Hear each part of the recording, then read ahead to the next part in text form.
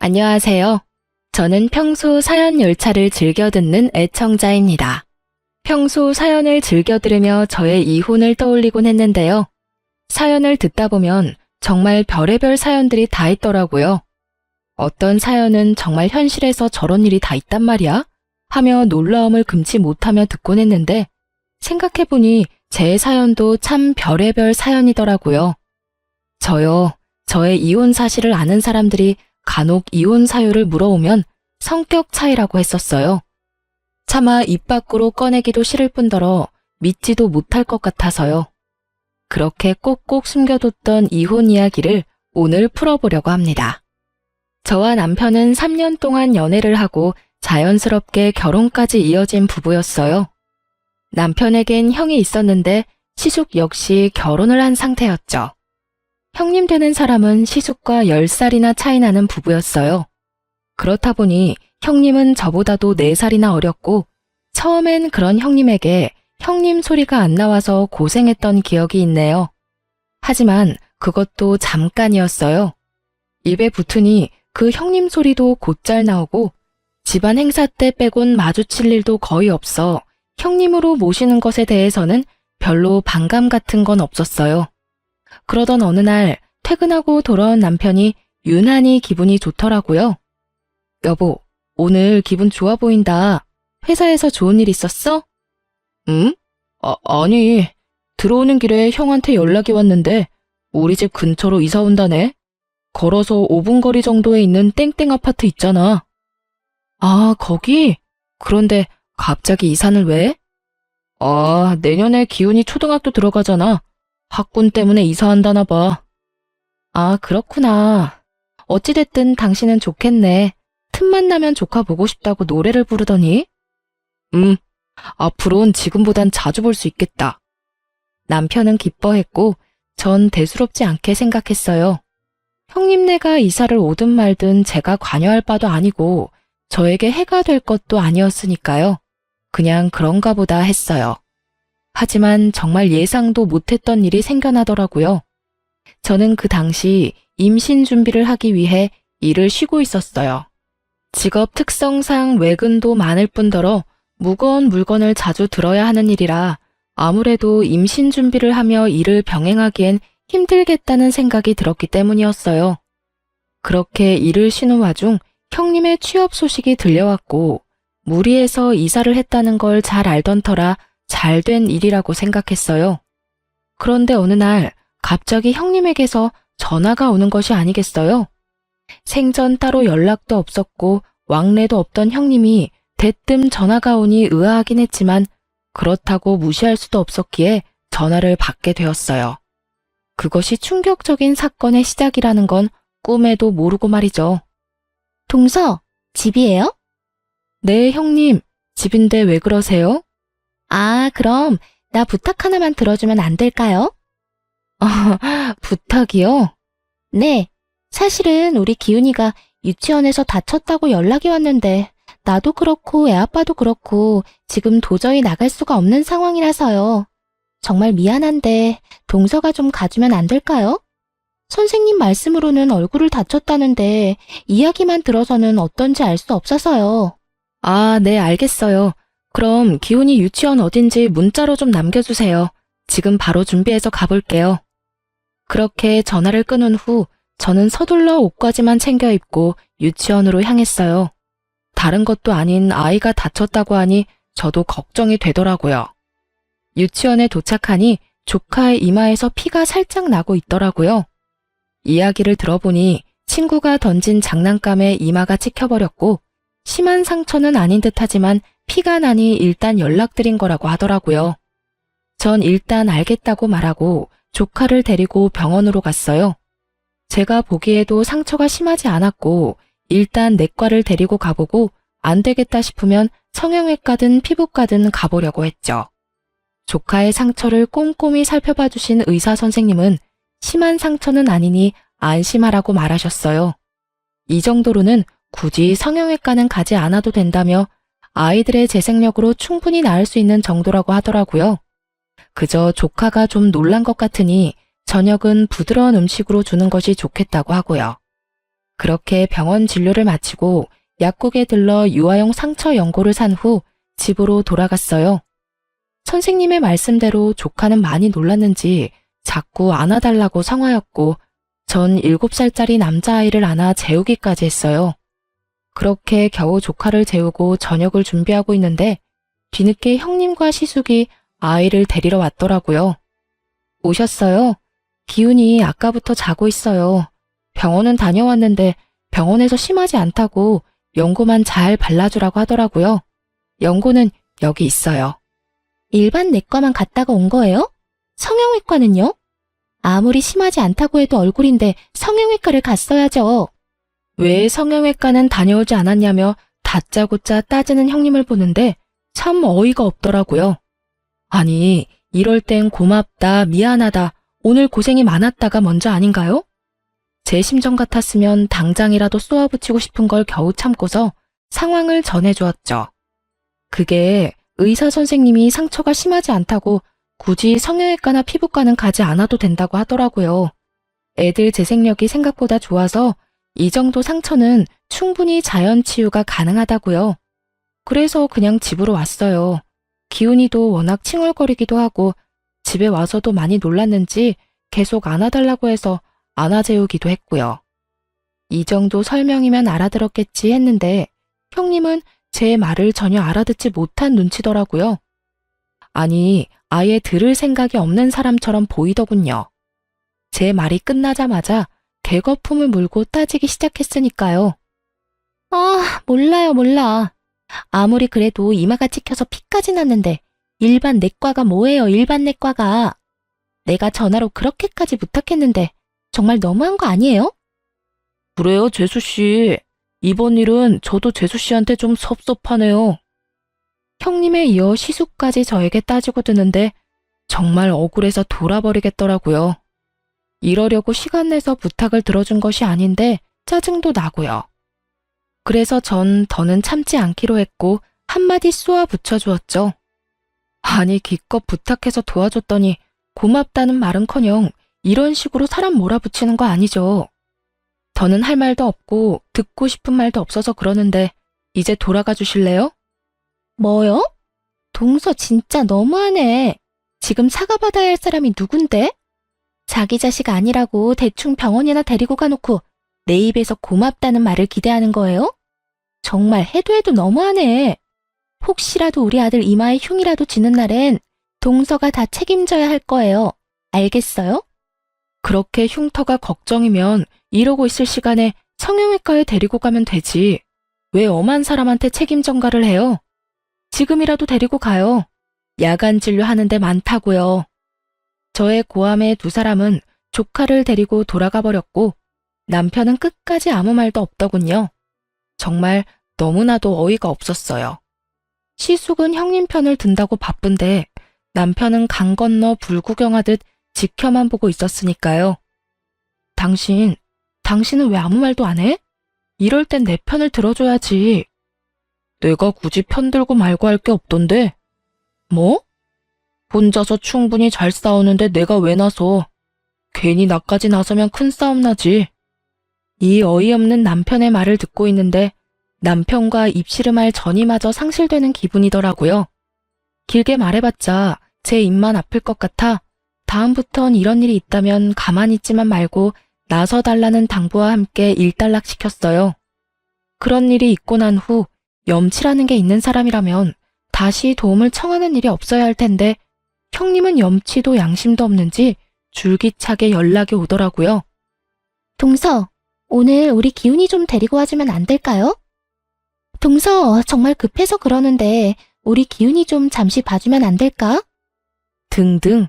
그야말로 기가 막히는 부탁에 저는 칼같이 안 된다고 했습니다. 조카 잠시 봐주는 거? 유치원에 데리러 가는 거? 힘든 일 아니에요. 버겁다고 하더라도 피치 못할 사정이 있으면 가족끼리 충분히 해줄 수 있는 일이라고 생각해요. 하지만 지난번 사건 이후 여전히 고맙다는 말만 아니라 미안하다는 말도 없었고 저도 기분이 많이 상해 있는 상태였죠. 거기에다 배려를 고마워할 줄 모르는 인간에게 더 베풀고 싶지도 않았고요. 계속되는 거부에 한동안 형님은 연락이 없었고, 더는 그런 부탁을 하는 일은 없을 거라고 생각했는데, 더 어이없는 상황이 저를 기다리고 있더군요. 그날은 유난히 남편에게 연락이 많이 온 날이었어요. 할 말이 딱히 있어 보이지는 않는데 집이냐고 계속 묻더라고요. 여보, 집이야? 아직 집이지? 집이지. 아까부터 왜 계속 집이냐고 물어? 아니, 그냥 오늘 약속 없지? 없다니까. 도대체 몇 번을 물어? 왜?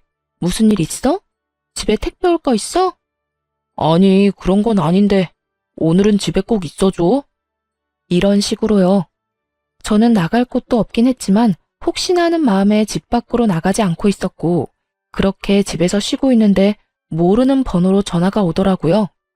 모르는 번호는 받지 않던 터라 그 전화 역시 받지 않았고, 전화가 끊기는가 싶더니 그 번호로 문자가 오더군요. 의아한 마음에 문자를 확인했고, 그 전화번호의 주인공은 다름 아닌 조카 유치원의 선생님이었어요. 집 앞에 하원 차량이 도착했으니 빨리 나와달라는 연락이더군요. 다른 아이들도 함께 기다리고 있으니 서둘러 달라는 말과 함께요. 이게 도대체 무슨 상황인가 싶더군요. 문자를 잘못 보냈다고 생각하기엔 조카의 이름이 맞았고, 도착했다며 함께 보내온 사진이 저희 집 앞이 확실했기에 불이 나게 집 앞으로 나갔어요. 그곳엔 유치원 버스 앞에 서 있는 조카가 있었고, 일단 조카를 맞이하긴 했지만 그 모든 상황이 참 당황스럽더라고요. 상황 파악이 되지 않은 저는 이게 어떻게 된 일인지 선생님께 물었어요. 저기 선생님, 기훈이가 왜 여기서 내리는 걸까요? 전달 못 받으셨어요? 기훈이 어머님께서 앞으로 기훈이 여기서 내리면 된다고 하셨는데요. 기훈이 삼촌 집이라고 하던데 아닌가요? 아, 맞긴 한데 전달받은 게 없어서요. 일단 알겠습니다. 그 순간 딱 한 가지는 알겠더군요. 다른 건 몰라도 남편 역시 이 일에 개입이 되었다는 사실을요. 남편의 도움 없이는 이루어질 수 없는 작전일 뿐만 아니라 온종일 남편이 전화를 해댔으니 틀림없이 남편이 스파이 짓을 했음이 분명했어요. 저는 끓어오르는 화를 누르며 일단 조카를 데리고 집으로 들어갔어요. 말이야 바른말이라고 아이에게 죄는 없으니까요. 그렇게 전 조카의 간식과 저녁까지 챙겨 먹이며 형님과 시숙을 기다렸어요. 하지만 9시가 넘는 시간까지 두 사람은 연락 한 통 없이 오지 않더라고요. 물론 제 전화를 받지도 않고요. 저의 분노는 극에 달해갔고 10시가 다 되어갈 때 술에 취한 남편이 들어오는군요. 비틀거리는 꼴을 보고 있는데 정말 화가 머리끝까지 치솟아 노발대발하며 남편에게 물었어요. 도대체 이게 무슨 일이야? 왜 이제 와? 내가 얼마나 황당했는지 알아? 뭐가? 왜? 무슨 일 있어? 몰라서 물어? 기훈이가 왜 우리 집 앞에서 유치원 차를 내려? 그것도 나하고는 한마디 상의도 없이. 내가 오늘 얼마나 어이없었는 줄 알아? 아, 그게 형수가 전화와서 우리 집 앞에서 하원하면 안 되냐고 부탁하길래 알겠다고 했어. 당신도 집에서 쉬니까 그 정도는 괜찮을 것 같아서. 태연한 얼굴과 말투로 저렇게 말하는데 정말 그 순간에 얼굴을 확 다 긁어버리고 싶더라고요. 그것이 끝이 아니었어요. 더 황당한 말이 남편의 입에서 나오고 있더군요. 아, 그리고 형이랑 형수 3박 4일로 여행 갔다 온다고 하더라. 애 낳고 처음으로 가는 여행이라고 해서 기훈이 우리가 봐줄 테니까 잘 다녀오라고 했어. 그러니까 그런 줄 알고 있으면 돼. 그건 부탁도 설득도 아닌 통보였어요. 그 엄청난 일을 통보로 끝내버린 남편은 쓰러지듯 잠이 들어버렸고, 술에 잔뜩 취해 대화가 되지 않는 남편에게 화를 내봤자 소용이 없는 짓이었고, 그렇게 저는 팔자에도 없던 독박 육아가 시작되었습니다. 육아라곤 해보지 못한 저에게 7살짜리 남자아이를 돌보는 것은 고난의 연속이었고, 날마다 엄마를 찾으며 힘들어하는 조카에게도 힘든 시간이었어요. 남편은 날마다 술에 취해서 들어왔고, 전 그야말로 분노의 날들을 보내고 있었어요. 상황이 그렇게 되자 몸은 일할 때보다 힘들었고, 스트레스 또한 그 어느 때보다 심하게 받고 있었죠. 그렇게 아이도 어른도 힘든 4일이 지나고 기다리고 기다리던 형님과 시숙이 집으로 왔더라고요. 그래도 이번에는 고맙다는 말 정도는 하겠지 했는데 기대했던 제가 바보였습니다. 조카를 낚아채듯 데리고 가던 형님은 이렇게 말하더군요. 아, 진짜. 기운이 살 빠진 것 같아. 얼마나 눈치 주고 못 먹였으면 4일밖에 안 지났는데 애가 살이 다 빠졌대? 이렇게 말하곤 대꾸할 틈도 없이 가버리는데 정말 뭐 저런 것들이 다 있나 싶었죠. 그리고 그들의 그 뻔뻔한 뒤통수를 보고 저는 결심했어요. 복직하기로요. 여전히 입을 다물고 있는 남편에게 오만 정이 떨어져 버렸고 그랬기에 임신 준비는 하고 싶지 않았어요. 전 결심이 서자마자 회사에 복직 신청을 했고 운 좋게 그 당시 육아휴직을 낸 직원이 있어 생각보다 복직은 빠르게 할 수 있었죠. 저는 저번에 남편이 그랬듯이 똑같이 통보를 해주었습니다. 나 복직됐어. 다음 주 월요일부터 출근이야. 뭐? 복직? 나하고 한마디 상의도 없이 무슨 복직이야. 내가 복직하는데 당신하고 굳이 상의해야 해?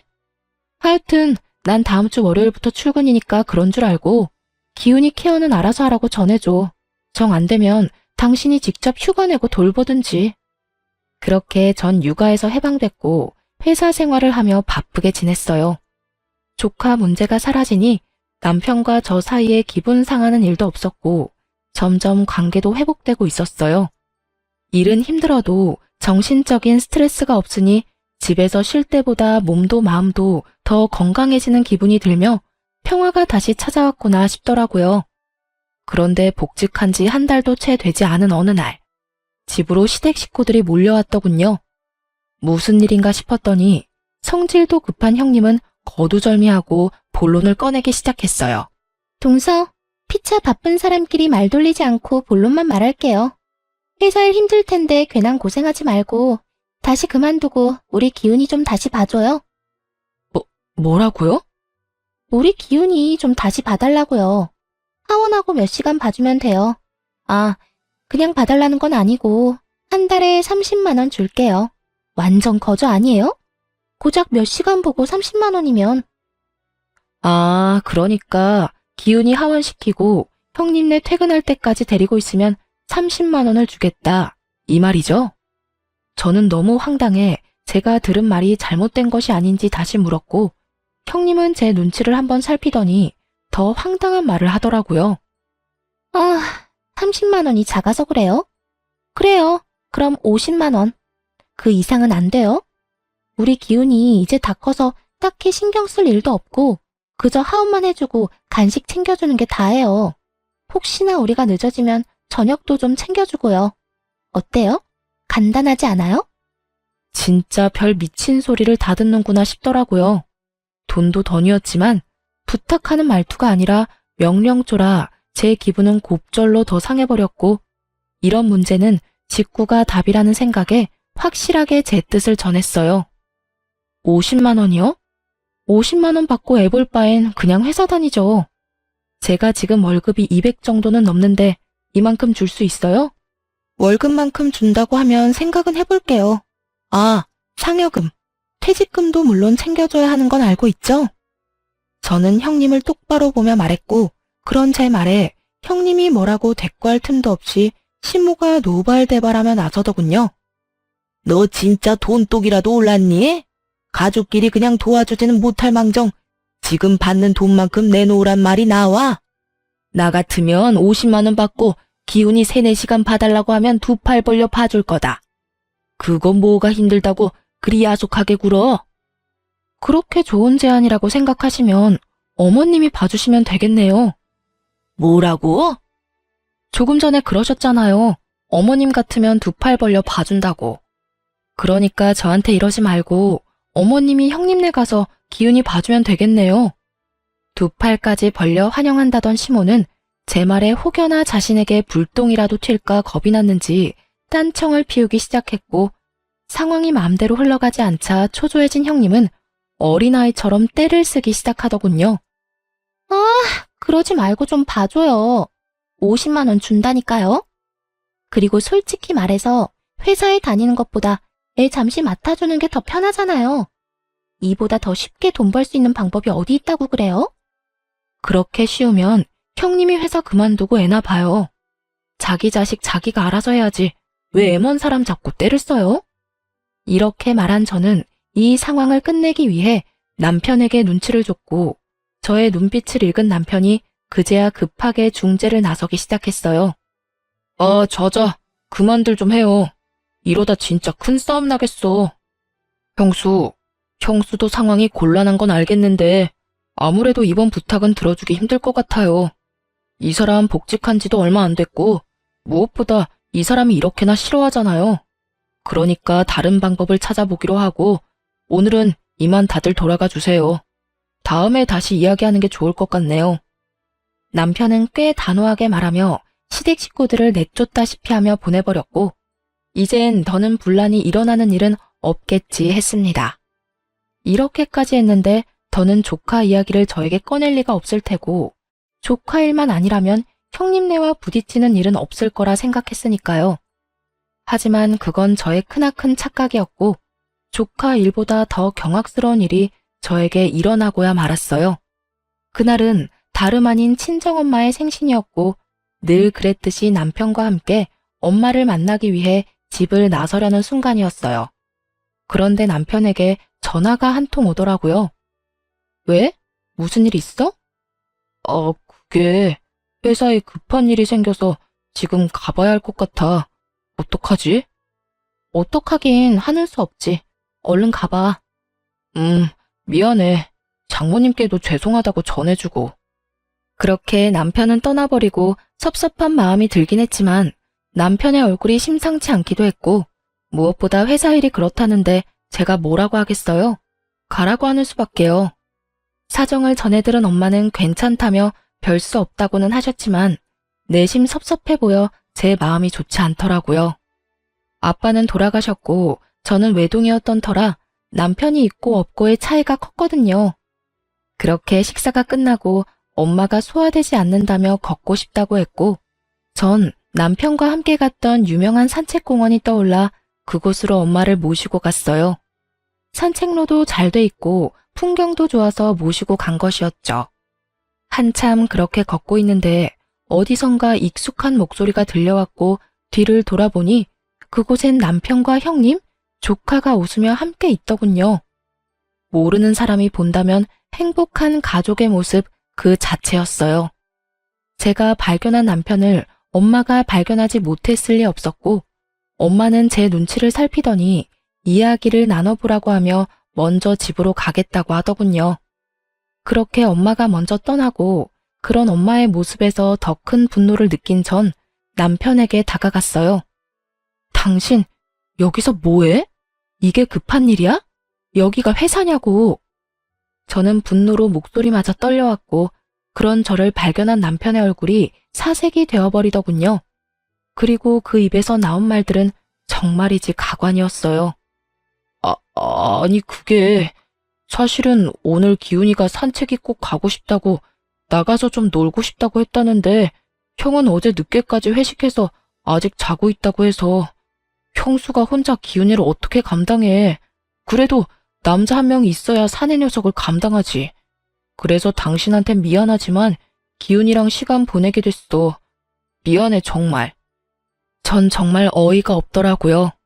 애아빠가 없는 것도 아니고 술에 취해 자든 피곤해서 자든 애아빠는 집에 버젓이 있는데 왜 남편이 나서서 이러는 건지도 이해가 되지 않았고 엄마 생신이란 걸 뻔히 알면서도 남편에게 이런 부탁이나 하는 형님 역시 이해가 되지 않더군요. 그게 말이나 되는 소리야? 다른 날도 아니고 우리 엄마 생신인데 당신이 어떻게 이럴 수 있어? 그것도 나한테 거짓말까지 하면서 말이야. 미안해. 그런데 나도 어쩔 수 없었어. 그러니까 당신이 이해 좀 해줘. 미안해. 제가 어떤 말을 하든 남편은 그저 어쩔 수 없었다며 이해해달라는 말만 기계적으로 반복하더라고요. 더는 대화가 불가능한 상황이었어요. 주변 시선들도 있고 남편은 계속 같은 말만 반복하는데 제가 거기에서 무슨 말을 더 하겠어요? 일단 집에 가서 이야기해. 바로 따라와. 알겠어? 나 형수랑 기훈이 좀 데려다주고 바로 집으로 갈게.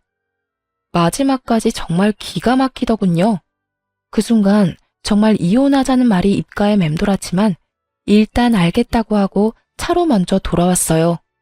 흥분된 마음을 진정시키며 출발하려는데 아무래도 이상한 기분이 들더군요. 여자의 촉이 이대로 가면 안 된다고 알리고 있었고 전 공용 주차장에서 멀지 않은 곳에서 차를 세워놓고 조용히 기다렸어요. 이윽고 주차장으로 걸어오는 세 사람을 발견한 순간 전 정말 제 눈을 의심했습니다. 남편의 한 손은 잠이 든 조카를 안고 있었고 한 손은 형님의 손을 잡고 있더군요. 그 장면을 보는데 정말 피눈물이 난다는 심정이 무엇인지 알겠더라고요. 저는 피눈물이 날 것만 같은데 두 사람은 뭐가 좋은지 시시덕거리며 걸어오는 모습에 저는 깊은 분노를 느꼈어요. 떨리는 두 손을 겨우 진정시키며 급히 두 사람의 모습을 휴대전화 카메라에 담았어요. 당장이라도 두 연놈의 머리채를 다 잡아뜯고 싶은 걸 얼마나 참았는지 모릅니다. 이가 다 갈리더라고요. 그냥 다른 여자와 외도를 저지른다고 해도 눈이 돌 것만 같은데 어떻게 다른 사람도 아닌 형수와 저런 짓을 할 수가 있는 것인지 제 상식선에선 도저히 이해되지 않더군요. 아니, 이해할 생각도 없었어요. 더는 지켜보고 있긴 힘든 광경을 뒤로한 채 집으로 돌아왔고 바로 근처 흥신소를 알아보고 사람을 붙였죠. 상간녀와 조카를 집에만 데려다주고 오겠다던 남편은 저녁이 다 되어서야 돌아왔고 왜 그제야 돌아왔는지 묻지 않아도 뻔했기에 아무 말도 하지 않고 있었어요. 자칫 입을 열었다간 제 입에서 무슨 말이 나올지 알 수 없는 일이었고 전 사실 파악을 제대로 한 뒤 이혼을 이야기해도 하고 싶었거든요. 그렇게 제가 아무 말도 하지 않고 있자 남편 스스로 제 눈치를 살피며 변명을 해대기 시작하더군요. 여보, 미안해. 형수랑 기훈이 데려다주고 바로 오려고 했는데 기훈이가 배가 너무 고프다고 해서 밥만 좀 사주고 오느라 늦었어. 미안해. 화 많이 났어? 괜찮아. 오는 길에 화도 좀 가라앉았고 피곤할 텐데 얼른 씻고 쉬어. 정말이었어요. 볼 꼴 못 볼 꼴 다 보고 이혼까지 할 마당에 남편이 늦든 외박하든 그게 뭐가 대수겠어요? 그날 이후 전 남편과 말을 섞지 않았고 오직 흥신소의 연락을 기다리며 이혼을 준비했습니다. 처음엔 두 사람의 사진을 시숙에게 보여주며 모든 사실을 미리 알릴까 싶기도 했지만 혹시 모르는 상황에 시숙에게도 일단 알리지 않았어요. 저는 일단 남편 몰래 집을 부동산에 내놓고 짐도 조금씩 친정에 가져다 두었죠. 그리고는 증거는 사진 한 장이 다였지만 변호사를 만나 상담을 진행하며 이혼을 준비했고 그렇게 바쁜 시간을 보내고 있으니 흥신소에서 연락이 왔더군요. 두 사람은 1년 전쯤부터 만나왔고 그 시기는 저희 집 근처로 이사 오기 전이더군요. 평소 대부분 칼퇴근을 하던 남편이었던지라 도대체 언제 만나나 싶었더니 주로 점심시간에 만나 시간을 보내고 있었더군요. 그 짧은 시간에 할 건 다 하고 다니는 꼴을 보니 참 대단하다 싶었어요. 이보다 더 놀라운 사실은 형님에게 다른 남자가 또 있다는 사실이었어요. 무슨 연유인지는 모르나 형님은 그 남자에게 돈을 퍼다 주고 있었고 그 돈 중엔 당연하게 제 남편 돈도 있었죠. 남편은 상간녀에게 돈을 주고 상간녀는 그 남자에게 돈을 주고 그야말로 완벽한 먹이 사슬의 모습 아닌가요? 전 모든 증거를 챙겨 시숙을 만났고 혹시나 모르는 심정으로 남편의 칫솔까지 챙겨 시숙에게 건넸어요. 재수씨, 이게 다 뭔가요? 어떻게 말씀드려야 하나 고민 많이 했는데요. 아무래도 이런 문제는 빙빙 돌리는 것보다 직구가 답인 것 같아 그냥 말씀드릴게요. 형님이랑 제 남편 두 사람 만나고 있어요. 가족끼리 서로 돕자고 만나는 게 아니라 외도를 저지르고 있다고요. 그게 사실인가요? 네, 우연히 두 사람이 있는 걸 봤고 사람까지 붙여 알아봤어요. 증거들은 방금 드린 봉투 안에 다 들어있고요. 시기적으로 봤을 때 가능성은 희박하긴 하지만 만에 하나라도 모르는 일이니 남편 칫솔도 챙겨왔어요.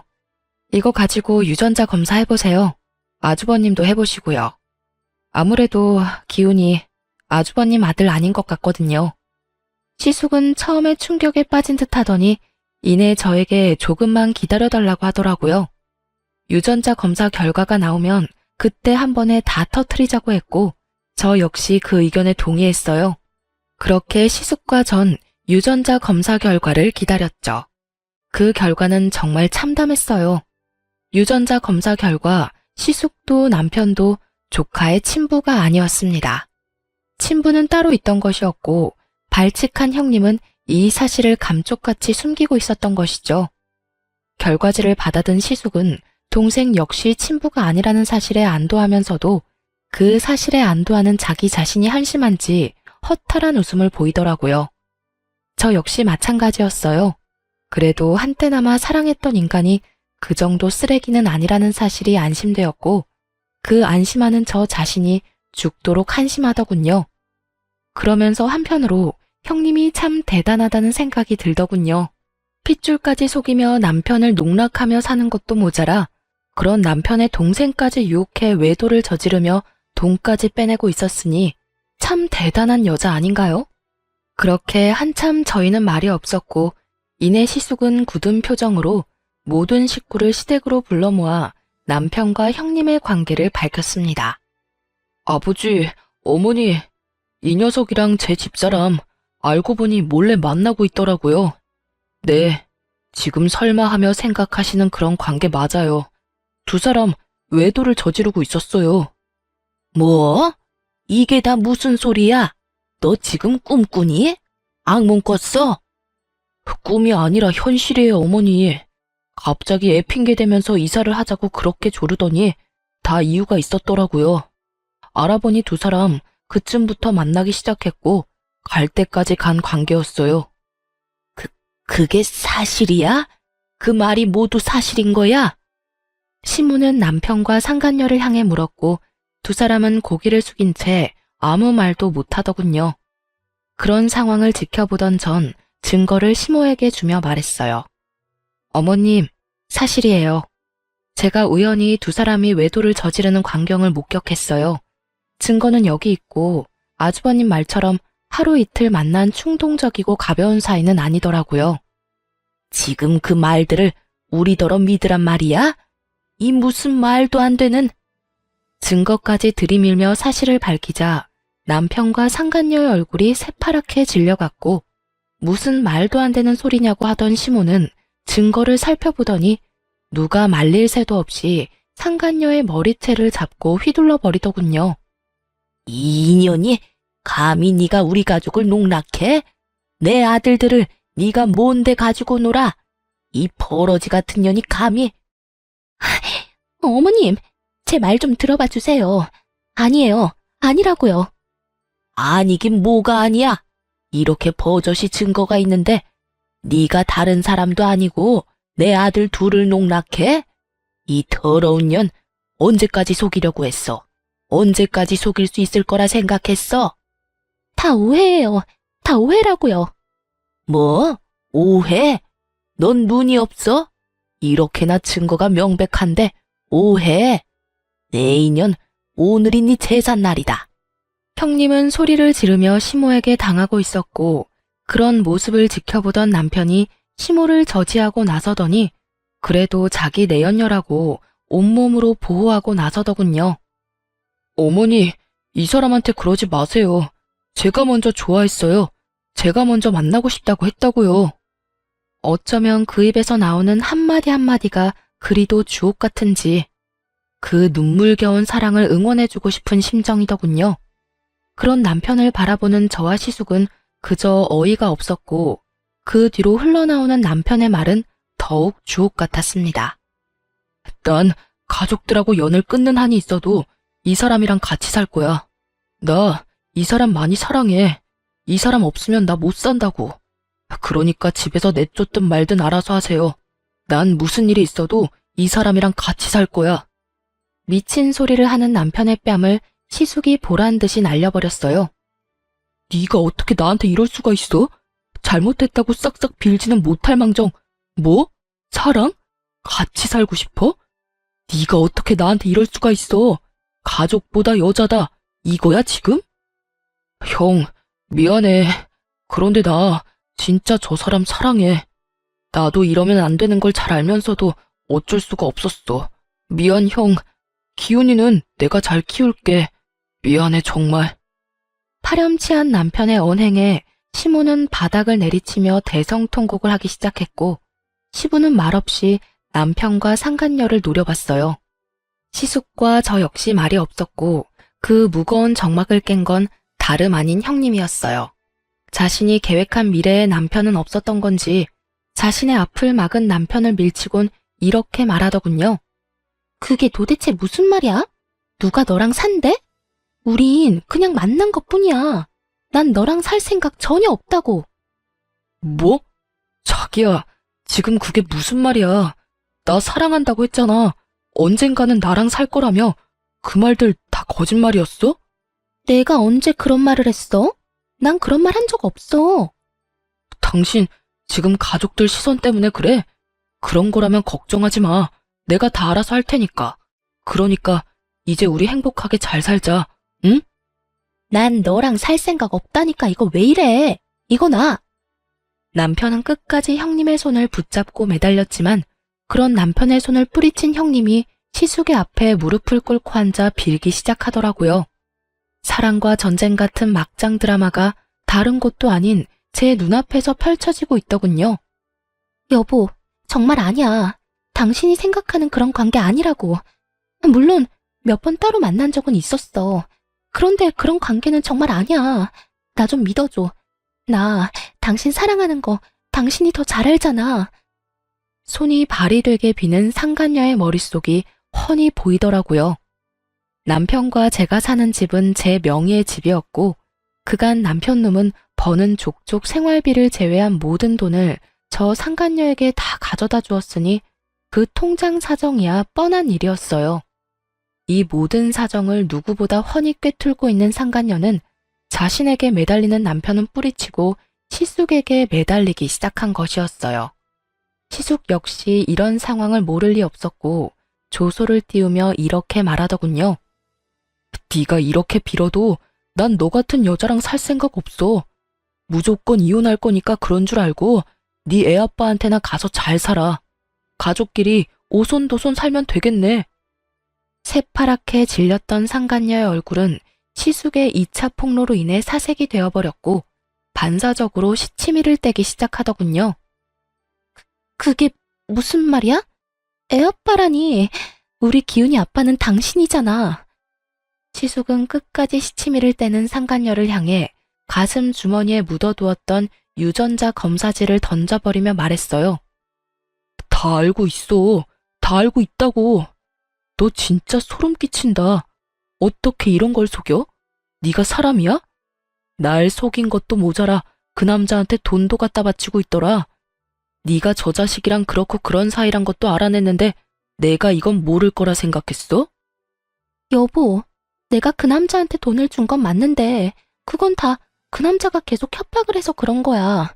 돈을 주지 않으면 모든 사실을 당신한테 다 말한다고 해서 나도 우리 가정을 지키기 위해서 그랬던 거라고. 정말이야. 난 그렇게 해서라도 우리 가정을 지키고 싶었어. 가정을 지키고 싶다는 사람이 남편 동생과 외도를 저지르다니 이렇듯 말도 안 되는 변명들이 난무하고 있었고 이 모든 상황을 정리할 사진을 시숙이 던져버렸어요. 협박? 어쩔 수가 없었어? 넌 이게 어쩔 수 없는 사람의 표정이야? 마지막 사진은 다름 아닌 형님과 그 내연남과의 사진으로 두 사람이 다정하게 팔짱을 끼고 있는 사진이었어요. 상간녀는 더는 할 말이 없는지 그저 용서해달라는 똑같은 말만 되풀이했고 시숙은 그런 상간녀를 끌어다 쫓아내려고 했죠. 그러니 미쳐버린 상간녀가 이번에는 저에게 미친 소리를 하기 시작하더군요. 이게 다 니년 때문이야. 니년 때문이라고. 다 알았으면 조용히 입 다물고 있을 것이지 왜 입을 놀리고 다녀? 왜 다 알려서 이 사단을 만드냐고. 책임져. 책임지라고. 눈이 반쯤 돌아버린 상간녀는 저의 멱살을 잡고 흔들며 고함을 질렀고 전 그 손을 빠르게 뿌리치고 뺨을 날려버렸습니다. 너 진짜 미쳤구나? 상황 판단이 안 돼? 네가 저지른 짓이 얼마나 파렴치한 짓인지 잘 모르겠어? 어디서 누구 멱살을 잡고 미친 소리를 짓거려? 네가 뭔데? 네가 뭔데 날 때려? 네가 뭔데? 상간녀는 눈물을 머금고 또 소리를 질렀고 전 다시 뺨을 후려쳤어요. 정신 차려. 네가 이렇게 미친년처럼 소리를 지른다고 해도 달라질 건 없어. 그리고 상대를 봐가면서 소리를 질러야지. 어디서 감히 상간녀 주제에 당당하게 고개까지 쳐들고 고함을 질러? 입 못 다물어? 제 말에 상간녀는 저를 죽일 듯이 노려봤고 남편은 자리에 주저앉은 채 멍하니 모든 상황을 지켜만 보고 있더라고요. 전 그런 남편에게 다가가 최후의 통첩을 날렸어요. 우리도 이혼하자. 난 이제 너 같은 인간이랑 살 생각 전혀 없어. 저는 이혼을 통보했고 그제야 정신을 차린 남편이 저를 보며 빌기 시작하더군요. 여보, 이혼이라니. 당신도 다 들었잖아. 다 내가 저 여자한테 속은 거야. 이런 말 같지도 않은 말을 변명이라고 하고 있는 머저리 놈을 보고 있자니 정말 어이가 없어 헛웃음이 다 나더라고요. 넌 지금 그걸 변명이라고 하니? 변명이 아니라 사실이야. 이제 모든 사실도 알았고 정신 차릴게. 앞으로 정신 차리고 가정에만 충실할 거야. 내가 진짜 어이가 없어서 웃음이 다 나네. 야, 네가 앞으로 정신 차리고 가정에 충실히 한다고 하면 내가 널 받아줘야 해? 아, 이제 내 남편이 정신 차린다고 하니까 한 번 더 믿어주자. 이럴 줄 알았냐고. 넌 내가 우스워? 네가 그냥 아무 상관없는 여자 만났다고 해도 네 사실을 찢어버리고 싶은 심정인데 다른 사람도 아닌 형수랑 그딴 짓을 하고 다녔다고? 나 이제 너 보면 헛구역질이 나려고 그래. 너랑 이렇게 같은 공간에서 있다는 것만으로도 온몸에 소름이 끼친다고. 알아? 절규에 가까운 고함과 함께 눈물이 터져 나오더라고요. 그간 잘 참아왔던 눈물이 왜 하필 그때 터져버린 것인지 아직도 모르겠어요.